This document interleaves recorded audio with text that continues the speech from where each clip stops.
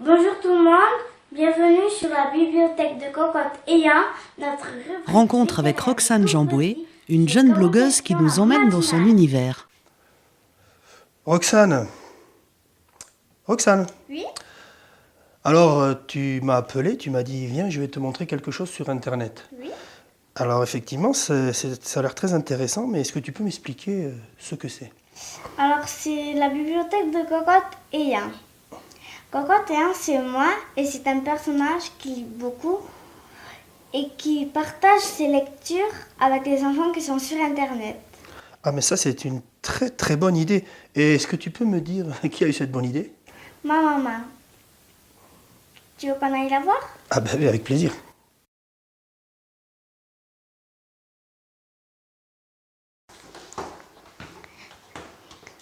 Maman, Oui?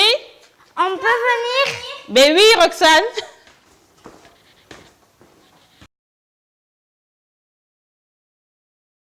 Bon, puis chérie, bonjour. J'étais avec Roxane sur Internet. Elle m'a montré la bibliothèque de Cocotte. J'ai trouvé l'initiative très intéressante. Il paraît que c'est ton idée. Est-ce que tu peux te présenter, nous en parler un peu? Effectivement, donc je fais faire la bibliothèque de Cocotte. Il faut dire que je vis à Binche depuis maintenant plus d'une dizaine d'années, puisque je suis mariée à un Basque, donc j'ai la chance de vivre dans le plus beau pays de France, les Pyrénées-Atlantiques. Et puis voilà, donc je suis donc Pulchérie Jamboué, de mon nom d'épouse. Et je suis écrivain et je travaille beaucoup aujourd'hui pour le livre pour la lecture des enfants. C'est-à-dire que je n'écris pas non seulement des romans, des poésies comme j'ai l'habitude de faire, mais depuis, je crois, 5-6 ans, sinon plus même, je m'attelle à faire aimer la lecture aux enfants. Et ça a l'air de bouillonner un peu d'idées dans ta tête. Est-ce que tu as d'autres activités? Plein, j'ai plein d'activités, ça n'arrête pas. Parce que lorsque je sors d'une activité, je ne suis même pas encore sortie que j'en ai déjà une autre. Mais ce qu'il faut dire, c'est que toutes mes activités tournent autour du livre. D'accord? Donc on part du fait que je suis écrivain. À côté de ça, j'ai créé mon livre, Mon Droit, qui est une association à but humanitaire, donc non lucrative, qui a pour but de venir en aide aux enfants nécessiteux du Gabon, non seulement sur le plan physique, mais également sur le plan éducatif également, parce que je fais dans l'éducation populaire. Voilà. Donc, ça fait que je mène plusieurs ateliers parce que je fais partie de ces gens qui pensent que pour changer les choses, pour l'avenir des enfants, tout changement commence par l'éducation. L'éducation, c'est la première porte. Et vraiment, je me bats tout autour. Donc, en écrivant, en menant des ateliers, parce que le tout, c'est pas d'écrire.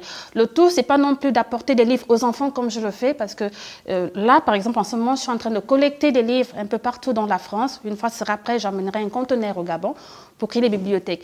Le tout, comme je dis, c'est pas seulement d'écrire les livres ou encore de créer des bibliothèques, mais c'est de mener des activités qui font à ce que les enfants aient le plaisir et l'envie, n'est-ce pas, de lire.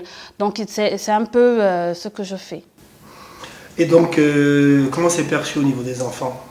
Mais très bien. Très bien déjà pour Cocotte. Elle lit beaucoup, elle adore ça aujourd'hui, ce qui n'était pas le cas avant. Et depuis que la bibliothèque de Cocotte Ayant passe sur Internet également, il y a des amis qui m'appellent pour dire vraiment, plus chérie, c'est très bien parce que nos enfants aujourd'hui s'intéressent. Et je pense que moi, j'ai répondu, mais la personne qui pourrait vraiment mieux répondre, c'est Cocotte elle-même. Oh, lui demander. Oui, tout à fait. Bon. Et où elle est? Elle est partie où là? Cocotte! Cocotte! Coucou tout le monde, je suis revenue dans ma chambre. Pour tous les fidèles de Chibero Televista, j'ai choisi de vous lire ce magnifique livre de Noël qui a pour titre Joyeux Noël. Voilà. Allez, je vous invite à rentrer dans le livre. Les lutins du Père Noël sont très occupés et l'atelier bourdonne d'activités. Il faut qu'ils terminent d'emballer tous les jouets pour les petits enfants du monde entier. Quel plaisir de jouer dehors en hiver avec ses amis. C'est le temps des batailles de boules de neige ou des promenades en ski. Des igloos et des bonshommes de neige aussi. Avec les glissades en luge, c'est la détente garantie. Durant la nuit, les enfants entendent un bruit. Ils se faufilent dans le salon en catimini et tombent nez à nez avec le Père Noël au pied du sapin.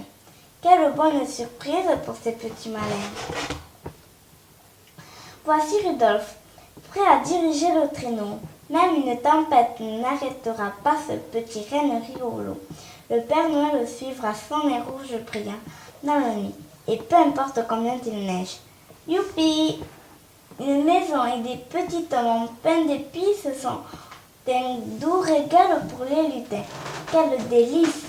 Cette petite elfe est impatiente de pouvoir goûter. Elle est certaine qu'elle va tout manger. Voilà, c'est la fin de l'histoire. J'espère qu'elle vous a plu. Et comme vous le savez tous, c'est bientôt Noël. Et en attendant l'arrivée du Père Noël qui va sûrement nous amener beaucoup de cadeaux, la bibliothèque de Cocotte ayant vous souhaite déjà un joyeux Noël.